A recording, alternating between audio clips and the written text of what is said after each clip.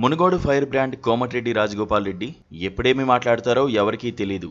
ఆయన ఇష్టానుసారం మాట్లాడి అయిన వారికి కాని వారికి దూరమవుతున్నారు. నేను నా ఇష్టం అన్నట్లుగా ఉండే రాజగోపాల్ ఇప్పుడు సీఎం రేవంత్ రెడ్డి పట్ల కూడా నిర్లక్ష్యంగా వ్యవహరిస్తున్నారు.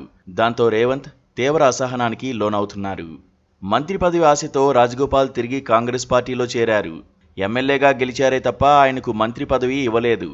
ఆయన సోదరుడైన నల్గొండ ఎమ్మెల్యే వెంకటరెడ్డికి మంత్రి పదవి దక్కింది. దాంతో కాస్త ఇబ్బంది పడిన రాజగోపాల్ మంత్రివర్గ విస్తరణ వరకు ఆగారు.